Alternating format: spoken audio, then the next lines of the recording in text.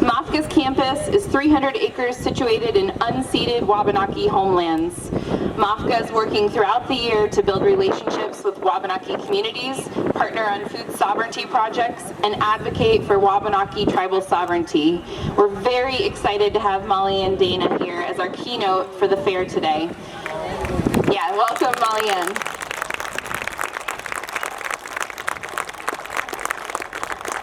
Maulian is going to be sharing more about tribal sovereignty, and we also everybody to encourage their education beyond today's keynote. Here at the fair, we invite you to visit the Maine Indian Basket Makers Alliance tent right over here to support Wabanaki artisans and learn more about Wabanaki culture. So I'm very honored to be introducing Maulian Dana, the tribal ambassador for the Penobscot Nation.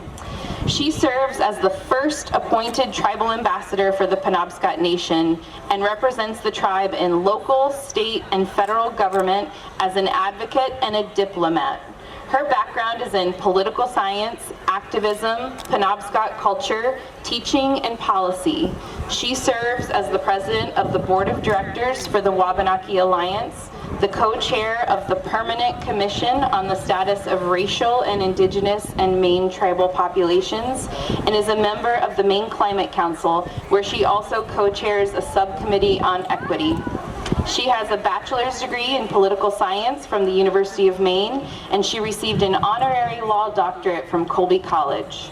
She is the proud mother of 3 daughters, Carmela, age 15, Layla, age 13, and Iris, who was just born this year on May 31st. Addressing and bringing action to the crisis of missing and murdered Indigenous women, girls, Two-Spirits, and relatives is also one of her passions. And her policy achievements include helping to pass laws in Maine that eliminated racist Indian mascots, changed Columbus Day to Indigenous Peoples Day, and extended the Violence Against Women Act federal provisions to tribes in Maine. Dana's home, the Penobscot Nation, is one of 5 tribes. Yes, thank you for all the incredible work. So the Penobscot Nation is one of 5 tribes that make up the Wabanaki Confederacy. The others are the Abenaki, the Passamaquoddy, the Mi'kmaq, and the Maliseet. And there are 5 tribal communities in the land now called Maine, and their ancestors have been stewards of this homeland for over 10,000 years. Their creation stories and cultural knowledge tell us that this land has sustained us since time immemorial. And with this rich and deep relationship, the Wabanaki have here with these lands also an undercurrent of injustice and trauma from the colonization era to the present day. Maulian's going to be addressing this today, and I encourage you all to welcome her with a warm welcome to the stage here. Welcome, Maulian.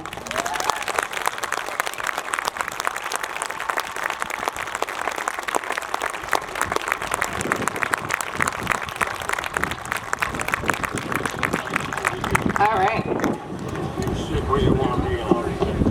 I think this works. How's that sound?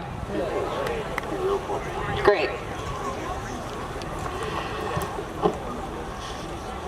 Well, good morning, everyone. Let me get situated here. Welcome back to the Common Ground Fair. From the looks of it, it's very well attended and a great reopening, so congratulations to the organizers, and thank you so very much for having me here today.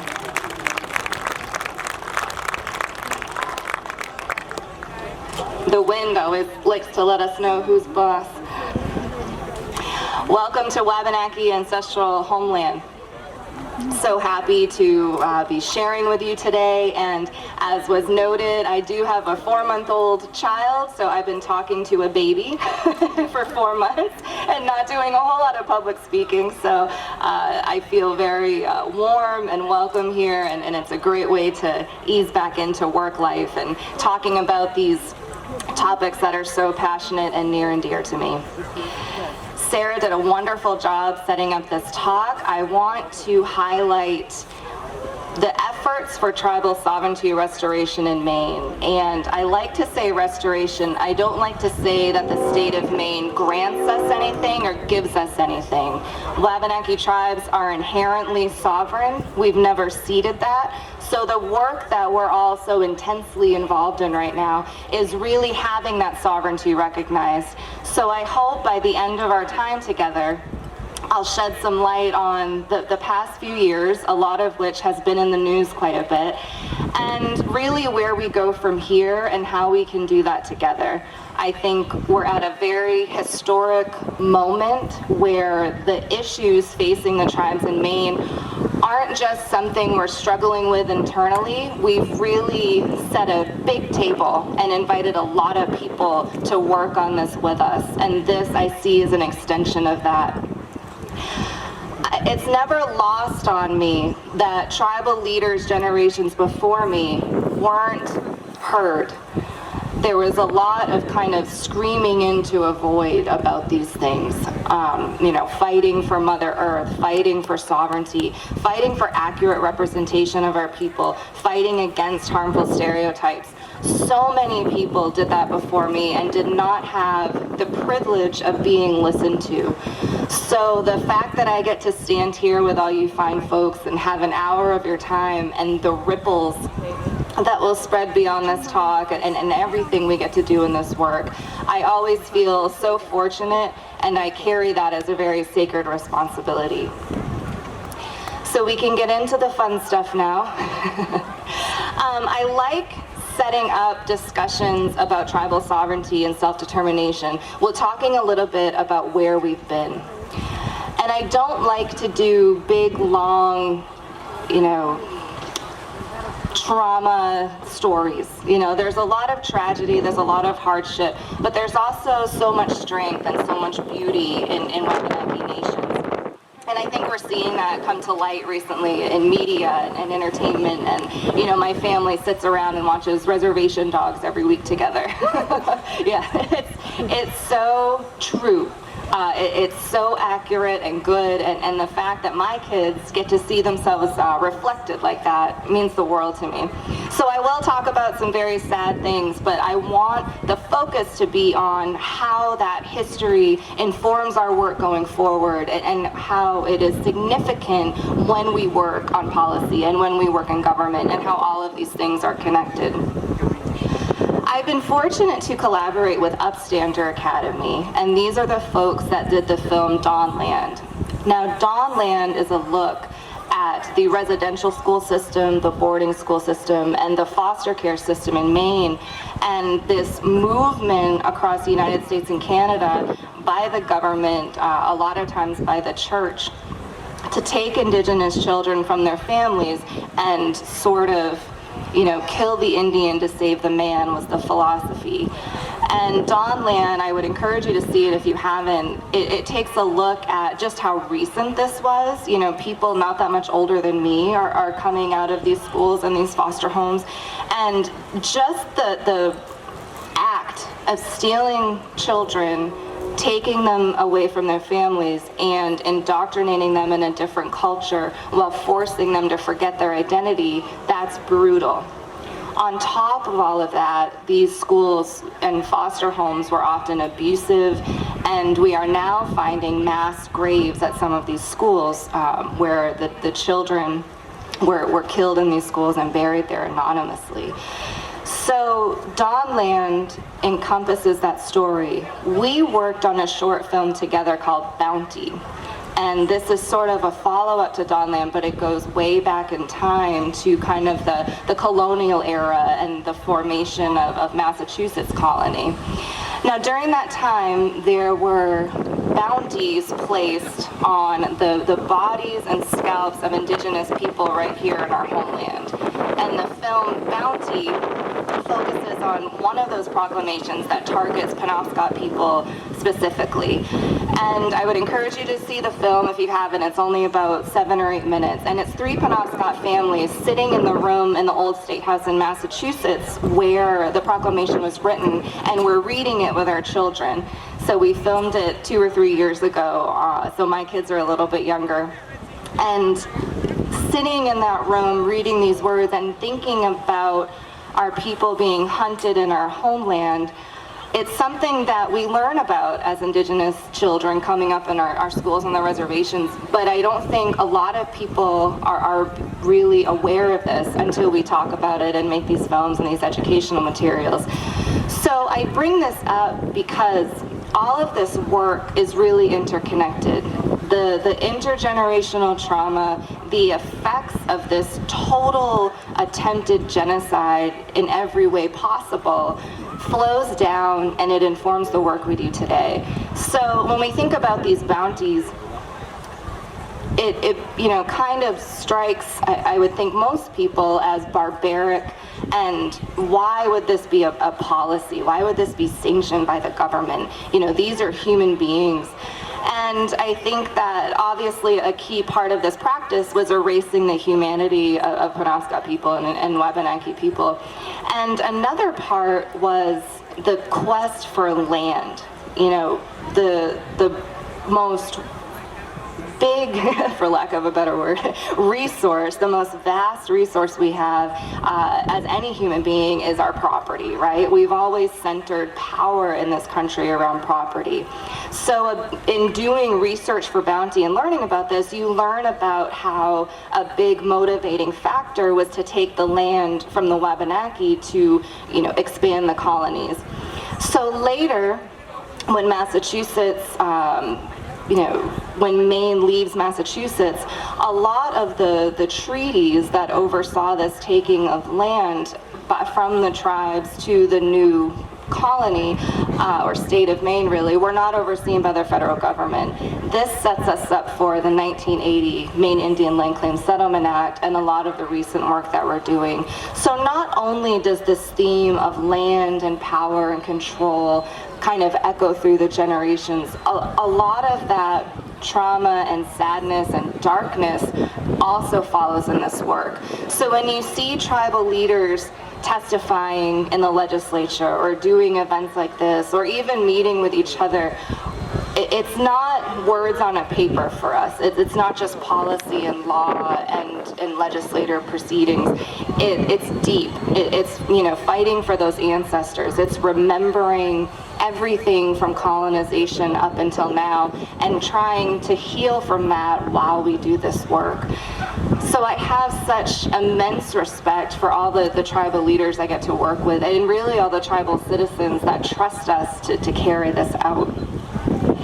In my formative years as a teenager, I got to have two experiences that I talk about a lot because they set up a lot of this journey that I've had. And one of them is centered around the Penobscot River. Now, my father, Barry Dana, served as chief of the Penobscot Nation, and back then we had 2-year terms, so he was elected twice and he served for 4 years. And during that time, there was a court proceeding, and it was Great Northern Paper versus Penobscot Nation. Now, the gist of this case, I'm not a lawyer, so details may get fuzzy, but I do my best. I was there. The details of the case are the paper industry, 3 different mills led by Great Northern Paper, produced a Freedom of Information Act request to the Penobscot Nation requesting tribal council meeting minutes and natural resources data, and the overall tension about all of this was water quality standards. Who gets to set the standards for how clean the Penobscot River will be? And of course, the inherent conflict is the Penobscot Nation would like the water as clean as possible because it is part of our ancestral territory. It houses the fish that sustain us, and it is the lifeblood of our people.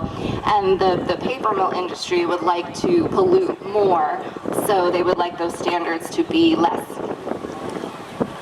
And when I think about this pollution and this industry and this real interference with our way of life, it feels just as much of a disruption of our sacred connection as some of those stories of the bounties and the schools. It's all sort of the same violence and harm when you think about it. It's really an attack.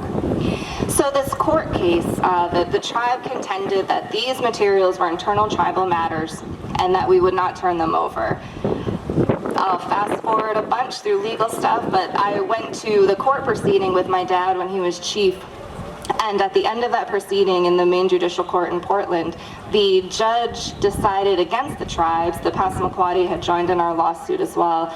and sentenced the chiefs, my dad and the two Passamaquoddy chiefs, to jail for not turning over these documents to the paper companies. And they imposed a fine of $1,000 per day on our tribal communities for every day these documents weren't handed over. So at the time, being a teenager, it feels unfair, it feels scary for my dad, it feels, all of these visceral things. Now, through the lens of this career that I'm embarking on and these things I've learned in my adult life, I see how these systems that are set up to oppress and marginalize really take care of themselves. And, when they are oppressing a people, it's super easy to continue that oppression, even when it's clearly right and wrong. So we handed over these documents, and we did so in a sort of a protest march. And the beginning of the march was in Norridgewock, Maine. Norridgewock is the site of a historic massacre of our people. The people living on the Kennebec River in Norridgewock were Wabanaki people, and a priest was living amongst them. Now the English forces wanted to capture this priest, and in the process massacred this band of people. Some of those people did come into Penobscot and Passamaquoddy territories, so they are also our ancestors, the ones that survived the massacre. So this protest march goes from Norridgewock to Augusta. There's drumming, there's marching, there's chanting and singing, and the documents are handed over. And I remember thinking, they're calling this a sovereignty march, but it doesn't feel very sovereign. It doesn't feel like anyone's listening to us or cares. But I also remember feeling the spirit of the day, and that thinking that maybe sovereignty also means really protecting what is sacred, even when it's really hard. Also, as a teenager, I was invited to testify on a bill put forth by Donald Soktoma, who was the Passamaquoddy state representative. My great aunt, Donna Loring, was the Penobscot tribal representative and did a great job of getting a lot of women in the room, mainly women, to testify on a bill that would remove a racial slur for Indigenous women that starts with an S, and I don't like to say it. It would remove that word from place names in Maine. There was kind of, most well-known was probably a ski resort that had that name until very recently because it was a private business. So I remember testifying on this bill. I had already been called this word by somebody I went to high school with in a very violent, harmful context. And I remember listening to Indigenous women of all ages, mostly Wabanaki women, talk about the experiences they had with this word, ranging from experiences like mine, where no physical harm had taken place, to hate crimes and really, tragic acts. And this bill became law. And it didn't matter Democrats or Republicans, it didn't matter the side of the aisle or the background of people or the age. People listened to the stories of this testimony and these women coming forward, and they found it in them to agree. So I had these two experiences, and one of them showed me just how powerful these systems can be to break. And another experience showed me that when you appeal to the humanity of people, it's possible to find common ground and it's possible to make change. So fast forward a little bit more to the work recently, and we talked about the bill to remove Indian mascots, the bill to change Columbus Day to Indigenous Peoples Day. We also have kind of the meat and potatoes work of amending that Settlement Act and that kind of, more lasting and practical change. And I think sometimes people say, well, sure, you got the symbolic stuff done. You got that low-hanging fruit. You change the mascots, great. And I like to say that it's all very much connected. And if you should fix if you can fix those symbolic things, you absolutely should, because it makes a big difference. When people see you as less than human, they will treat you as less than human. And that's been part of the struggle of these past 40 plus years since the Settlement Act has been enacted, that we've had these, stereotypical tropes out in society in Maine I had my kind of awakening about Indian mascots when I was in high school. I guess those were big years for me. And I remember seeing my peers from other schools wearing feathers and, fake face paint and war paint and hopping around and mocking us. And, how can you get anything done with people that see you as a joke or a caricature and want to steal and appropriate your culture and have no idea why that's wrong? Now, I've thought a lot about this recently with the struggle over the border and the migrants coming in and how these poor humans are being used as political pawns. And that is such a clear example of when you strip the humanity away from a people, you will treat them as objects. So when we work on these Indian mascots and we work to change them and we decide not to celebrate Columbus because of his genocidal tactics and legacy, when we instead honor Indigenous Peoples Day, that really sets the stage for lasting, honest communication between everybody involved. The 1980 Maine Indian Land Claim Settlement Act has been the center of a lot of our work the past couple of years. And it was mentioned that I'm the president of the board of directors of the Wabanaki Alliance, and that group came about because all of the chiefs and tribal leaders had really been connected and unified in a way that hasn't happened in a very long time. So we sort of seized on that moment, created this core group, and it's expanded to create this huge coalition of folks from all around the state, from environmental groups to faith organizations to individuals and businesses. And I can't say enough how thankful we are for that allyship and that leadership around the state of this broad coalition we formed. And the work has been trying to correct a historical wrong. And the 1980 Maine Indian Land Claim Settlement Act, as I've previously mentioned, had to do with 2/3 of the state of Maine being illegally taken from the tribal nations. So how do we fix that? We tried. And I really don't hold grudges or place blame on anybody working in 1980 for the tribes, because at the time it was pretty much unheard of for tribes to reach these agreements with different states in a way that truly benefited the tribes. There was always kind of these hang-ups and then these putting the tribes at a disadvantage, and that's what's happened here. So the settlement was reached. President Jimmy Carter was in office, and he was very likely to sign something. Our negotiators were told that Ronald Reagan would not be likely to sign anything. So there was kind of this, and we still see this today in politics around tribal issues, right? It's like, hurry up, hurry up, hurry up, make decisions, crunch time, you're never gonna have this environment again, so let's get done what we can. And back then, this was a big deal. The tribes did get funds to buy back land from the federal government. However, the problematic language in the Settlement Act is it is a couple things. One thing is it really relegates the tribal nations to municipalities in Maine. So the court case I talked about, part of the reason we lost was, tribes are in this ambiguous area where we are federally recognized, but because of the Settlement Act, we're treated like municipalities in Maine. And that flows through to another case about our river that I will get to shortly. Another piece of problematic language in the Settlement Act is a provision that blocks the tribes in Maine from having access to any federal legislation meant to benefit tribes. So since 1980, there have been many laws passed that will benefit tribes, or are meant to benefit tribes, that the Maine tribes have been left out of, even though we're federally recognized. So you combine all this, and it's really been a source of tension in this tribal-state relationship ever since it was adopted. My position of ambassador that I hold currently exists because in 2015, the tribal-state relation with the Penobscot and Passamaquoddy had gotten so bad, and probably all the tribes, but we were the ones with representatives that left.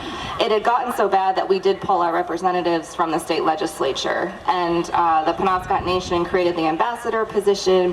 The Maliseet tribe actually, just within the past year, has appointed their first ambassador, which is awesome. And the Passamaquoddy did decide to re-elect a representative 4 years ago now, and that was Representative Rena Newell, who is serving out her term right now, who did some incredible work that we'll get into. So when we came into the 129th legislature, there was this feeling of Democrats have control of the governor's office, the House, and the Senate. And historically, Democrats have been more favorable to these tribal issues, not always. And we were getting a lot of requests from different lawmakers to put in bills to fix the tribal-state relationship, to really address this problem. And so many of the bills were centered around the Settlement Act. We decided to really take a strong push in that direction. And the leadership at the time was former Speaker Sarah Gideon and Senate President Troy Jackson, and they got together with all the tribal chiefs, and this idea for a task force was created. So the task force was the tribal chiefs, bipartisan lawmakers, the former chairs of the Judiciary Committee, and over the course of 6 meetings or so, they studied that Settlement Act and they produced a set of consensus recommendations to amend that Settlement Act. And these areas are everywhere from criminal and civil jurisdiction to fish and game, taxation, gaming, which we'll get into, it's its own thing. And so this set of recommendations, minus gaming, was put into a bill. The pandemic ended that session. We came back, put into a new bill, LD 1626, sponsored by Assistant Majority Leader Rachel Talbot Ross out of Portland, who is most likely one of the most powerful, dynamic leaders Maine will see in my lifetime. So we're so happy to have her as a champion of this legislation. And this bill kind of ran parallel with negotiations with the governor's office, and Governor Mills, in her former career as an attorney general, was engaged in litigation against the Penobscot Nation over the question of whether or not the river is our ancestral territory or not. We contend that it is. We've lost that case all the way through a full circuit appeal in the First District Court in Boston, and we've also been denied by the Supreme Court to hear that case. So that's sort of how that ends for now. But we do have this relationship with the governor. So the governor did veto a gaming bill that we put forth in the previous legislature by Representative Ben Collings out of Portland, who's another steadfast champion for our people. And when she vetoed the gaming bill, she committed to working with the tribes on provisions that she could live with when it comes to amending the Settlement Act and creating things for the tribes going forward. So running parallel to 1626 was this bill, LD 585, which did ultimately pass, and that granted some taxation provisions to the tribes of Maine, some gaming provisions. It essentially granted rights to a new industry of online sports betting, and it also set up a system of better collaboration between the tribes and the state. There was also, I'll give you the good news first, then we'll come back to 1626. There was also an effort put forward by Representative Rena Newell, the Passamaquoddy tribe, LD 906, and that was looking at getting the Passamaquoddy tribe at Sabayat clean drinking water, because in 2022 they did not have clean drinking water, and they haven't for decades. So that seems like a very straightforward, simple thing to get on board with, and it really wasn't. In Judiciary Committee, we saw a whole lot of resistance from a few members, and a whole lot of, losing sight of that humanity.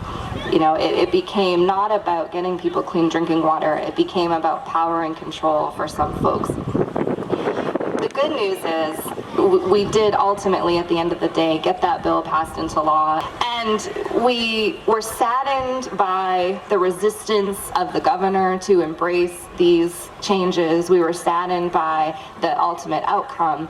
But it gave us a lot to work with going forward. We do have these very solid recommendations. We do have a lot of allies and friends in the legislature, and we do have a huge network of allies throughout the state. So that kind of brings me nicely to where do we go from here.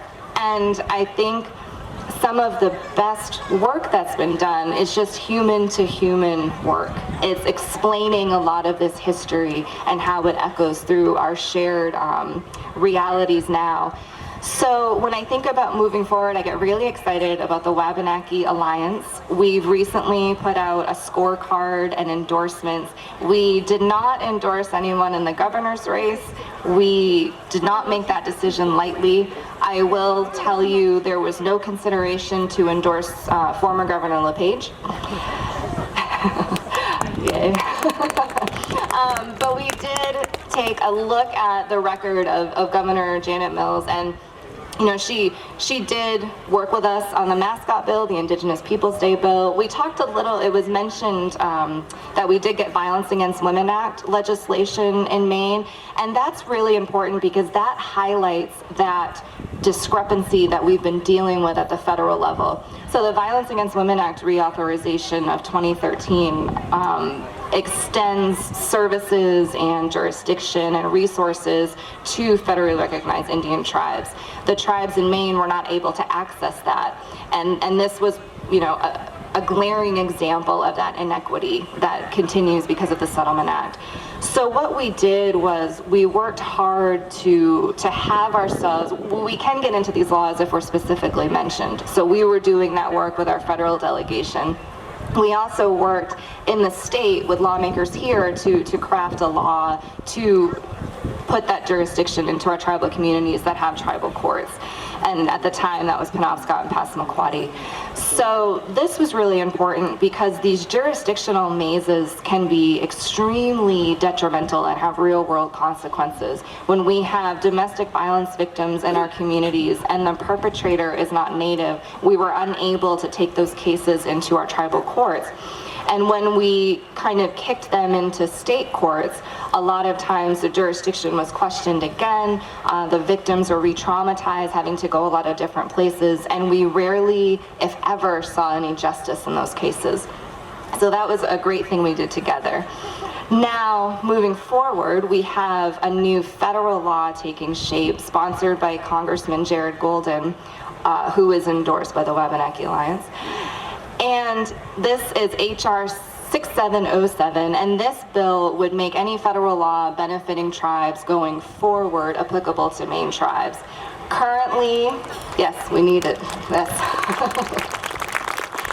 Currently, we are lacking a champion in the Senate for this. It's attached to two different vehicles. One vehicle will go to the committee where Senator King has jurisdiction, and he has opposed it right out.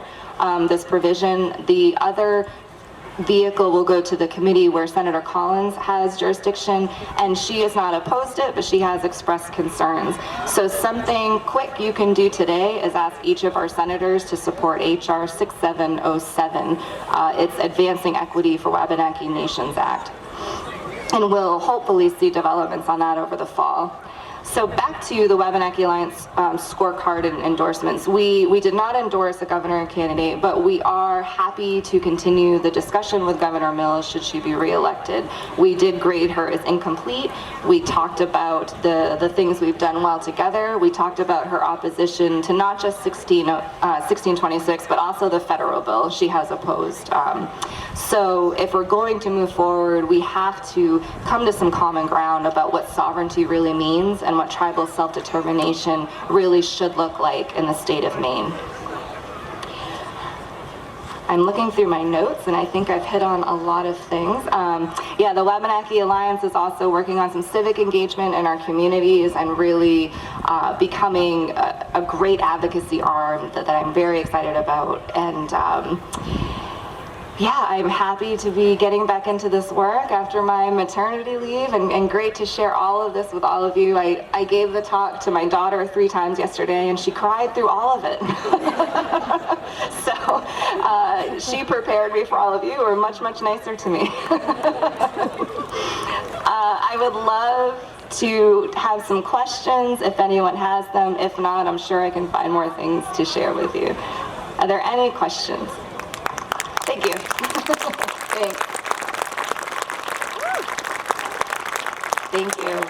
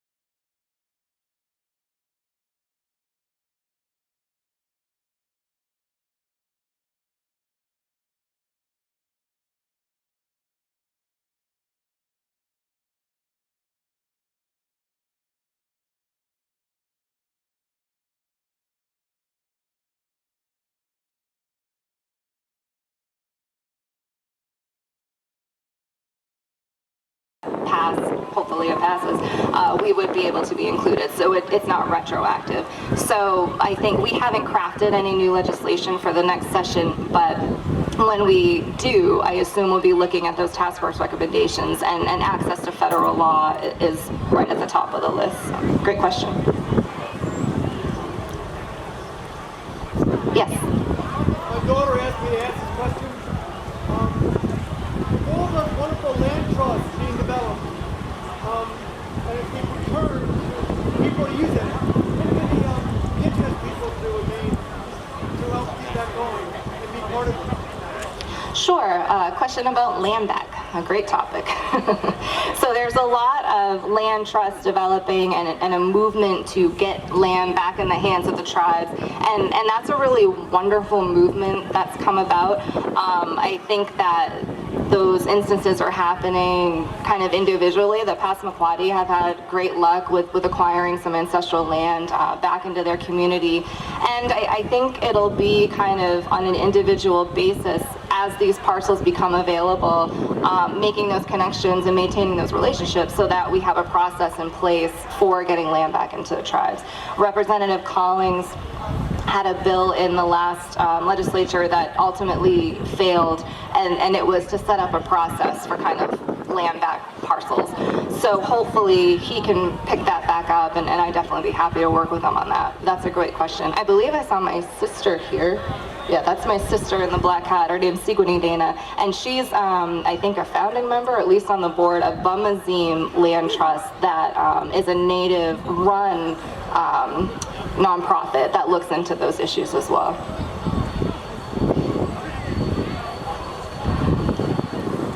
Anybody else?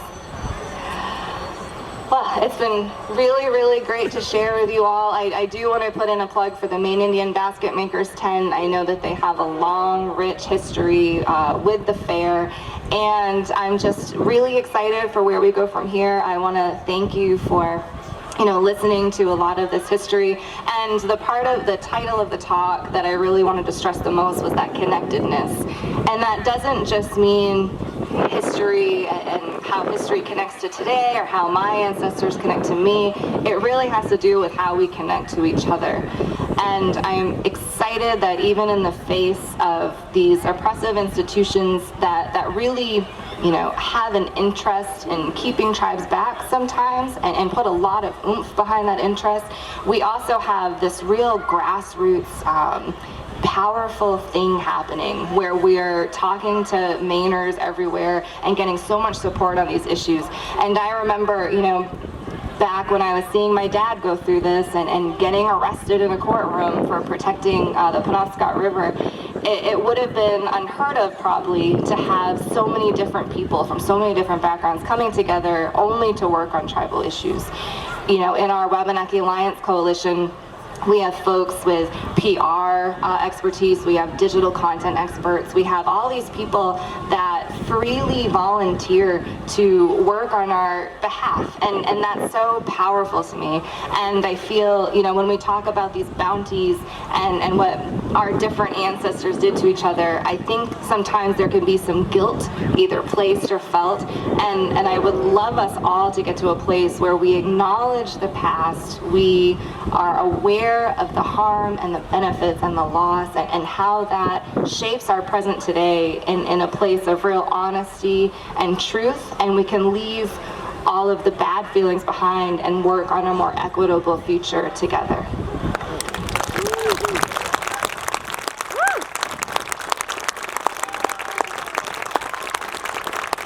Thank you.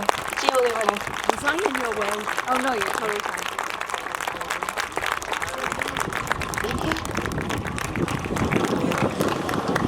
Lyndon. Yes.